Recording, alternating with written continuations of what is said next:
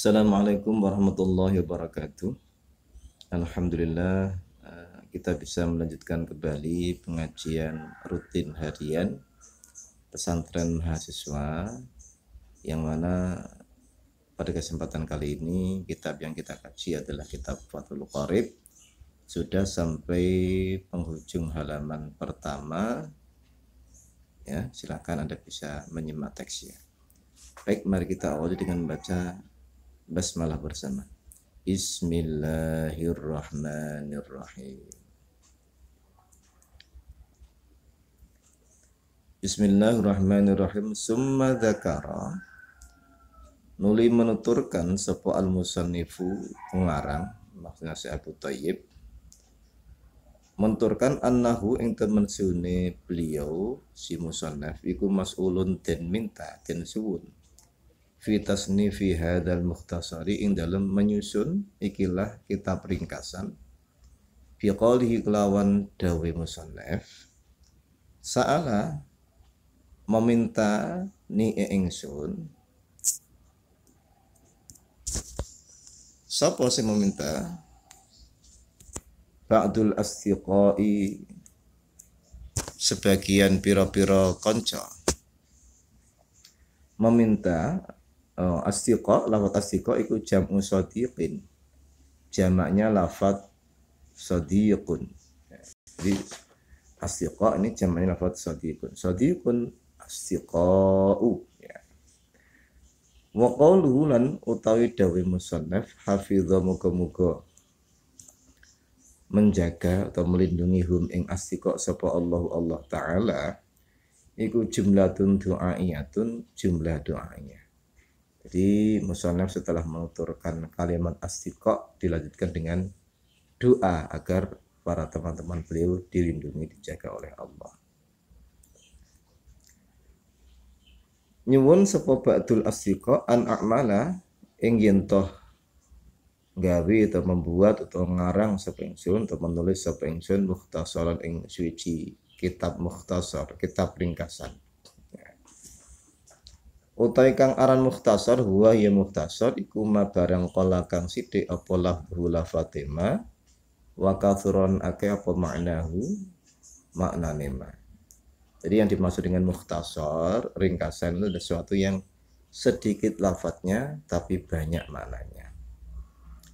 Mukhtasar fil fikhi ing dalam ilmu fikih, wa huwa utawi kang aran ilmu fikih lugatan ing dalam makna bahasa iku al-fahmu, memahami. Ya. Di fikih itu dalam arti bahasa adalah faham atau memahami. Wastilahanan ing dalam makna istilah iku al-ilmu bil ahkam syar'iyyati, iku al-ilmu bil ahkam syar'iyyati, tentang hukum-hukum syariat. Al-amaliyati kang bersifat praktis atau kang bersifat amaliyah. Al-muktasabi sifati ahkam al-muktasabi kang den sifati ilmu al-muktasabi kang den alab min adillatiha sange pira-pira dalile ahkam at-tafsiliyati kang terperinci. Jadi kitab ini membahas tentang ilmu fikih. Ilmu fikih itu secara istilah atau secara terminologi adalah ilmu tentang hukum-hukum syariat yang praktis. Ilmu hukum syariat di sini maksudnya hukum wadai maupun hukum taklifi. Keempat itu yang berkaitan dengan rukun, syarat, manek dan sebagainya, ya. Dan hukum syariat yang bersifat taklifi, ya. Haram, wajib, sunnah dan sebagainya. Jadi ilmu tentang hukum-hukum tersebut, ya. Al-amaliyati kang bersifat praktis atau kan bersifat amaliyah. Bukan hukum yang bersifat keyakinan. Kalau hukum yang bersifat keyakinan namanya ilmu al-aqaid, ya. Yang mana hukum-hukum itu diambil dalil-dalilnya secara rinci, ya. Secara terperinci atau secara tafsili, ya. Itu adalah pengertian fikih dalam arti istilah. Lah adapun ilmu fikih yang dibahas dalam kitab ini adalah ala madhabil imam, mengatasi madhab imam al-a'dhami kang agung, al-mujtahidi kang ahli mujtahid, ya, sebagai seorang mujtahid. Siapa namanya? Rupani Nasirus Sunnah Waddin Abi Abdillah Muhammad ibni Idrisa ibni Abbas ibni Uthmana ibni Syafi'i, yaitu beliau yang bernama bergelar Nasirus Sunnah Waddin, yaitu Abi Abdillah ibni Muhammad Idris alias Imam Syafi'i, Asy-Syafi'i kang bangsa Syafi'i. Jadi fikih yang dibaca dalam kitab ini adalah fikih yang bermadzhab Imam Syafi'i. Ulida dilahirkan sapa Imam Syafi'i bi Ghuzata ing dalam daerah Ghuzah. Daerah Ghuzah itu ya sekarang ikutnya negara Irak. Sanata khamsina wa mi'atin yang dalam tahun 150 Hijriah. Wa matalan wafat sapa Imam Syafi'i rahmatullahi taala alaihi, muga-muga utawi rahmati Allah taala alaihi ikut mengatasi si imam. Wa ridwanuhu, dan muga-muga utawi ridhani Allah ikut juga tetap mengatasi imam. Ya. Imam Syafi'i wafat yaumul jum'ati dalam dina Jumat salah Rajab ing dalam penghujungi bulan Rajab sanata arba'in wa mi'ataini ing dalam tahun 204. Nah, jadi beliau hidup ya hanya dalam usia 54 tahun ya, lahir 150 Hijriah, wafat 204 Hijriah. Tapi subhanallah, walaupun beliau hanya berusia 54 tahun, beliau sudah mewarnai dunia ini dengan ilmunya beliau ya, sebagai panutan ya umat ya, hampir seperempat manusia di dunia ini mengikuti beliau atau bermadzhab Syafi'i. Wa wasafalan menyifati atau mengidentifikasikan sapa al-musannif mukhtasarahu ing kitab mukhtasar musannif bi ausafin kelawan pira-pira sifat ya. Jadi pengarang kitab ini ya, Imam Abu Thayyib itu menyifati kitabnya dengan beberapa sifat. Minha iku setengah saking ausaf annahu taisuhune mukhtasar iku fi ghayatil ikhtisar ing dalam kata-kata ringkesan wa nihayatil ijazi lan tegese kata-kata ringkesan. Sifat yang pertama bahwa kitab mukhtasar yang ditulis Imam Abu Thayyib ini merupakan kitab ringkasan yang paling ringkas, yang paling ringkas. Wal ghayatu lan utalafat an al ghayah wan nihayatu lan lafat nihayah. Lafat ghayah dan lafat nihayah iku mutaqaribani, berdekatan karone dalam makna. Jadi lafat ghayah dan nihayah itu maknanya hampir mirip atau maknanya sinonim. Wa kadzalika iku mengkono-mengkono ya mutaqariban fil makna al ikhtisar wal ijazu utai lafad al-ikhtisar wal ijaz. Demikian pula lafad al-ikhtisar wal ijaz itu juga maknanya sinonim atau maknanya berdekatan. Ya.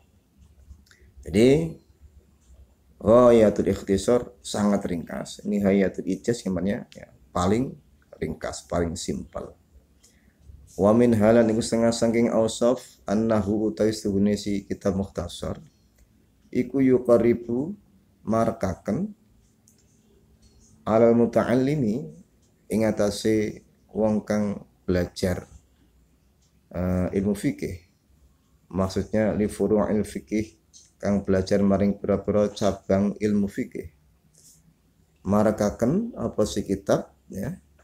Kitab ini mendekatkan bagi para pembelajar fikih, mendekatkan darsahu ing mempelajari fikih. Ya. Jadi kitab ini ya bisa mempermudah bagi para pelajar yang belajar fikih untuk mempelajari fikih. Wa yusahilu lan memudahkan apa si kitab alal mubtadi ing atase para pembelajar dasar ya, memudahkan hifdzahu ing menghafalkan fikih ya. Ai istikhdarahu tegese memudahkan ing ya, menghadirkan atau memahami fikih ala dhuhri qalbin ing atase luar kepala ing atase dhahiri hati. Liman kanggone wong yarghabu kang seneng utawa kang demen sapa siman fi hifdzi mukhtasarin ing dalam menghafal kitab ringkasan fil fikih ing dalam kitab fikih. Ya, jadi di antara identifikasi kitab ini satu, ya, kitab ini merupakan kitab yang paling ringkas. Ya. Dua, kitab ini mendekatkan bagi para pembelajar fikih untuk belajar fikih tersebut menjadi lebih mudah, lebih dekat. Ya. Yang kedua, yang ketiga memudahkan para pembelajar dasar untuk menghafal masalah-masalah dalam fikih. Ya. Akan menghafalkannya sampai luar kepala. Ya. Itu beberapa identifikasi yang disebutkan oleh Musannaf Abu Thayyib terhadap kitab mukhtasarnya. Kemudian wasa'alanilan nyuwun ingsun aidan halimali sapa ba'dul asdiqai sebagian pira-pira kanca nyuwun ingsun an ukathir yen tah memperbanyak sapa ingsun fihi ing dalam kitab mukhtasar iki ayat mukhtasar itu ing dalam ikilah kitab ringkasan memperbanyak minat taksimati saking pira-pira ya, bagian-bagian atau pira-pira cabang lil ahkamil fiqhiyati maring pira-pira hukum fikih ya. Kemudian saya juga diminta oleh teman-teman saya untuk memperbanyak ya tentang bagian-bagian atau macam-macam dari hukum-hukum fikih atau cabang-cabang hukum fikih. Wa min hasri aydhabtil khisali lan uga yen to ngake-ngakeaken sapa ingsun saking melanggeri atau mengidentifikasi pira-pira perkara al wajibati kang wajib wal mandubati lan kang sunah wa ghairihi lan saliyane wajib lan sunah. Saya juga diminta untuk memperbanyak contoh-contoh ya definisi dari hal-hal yang bersifat wajib, sunnah atau yang lain.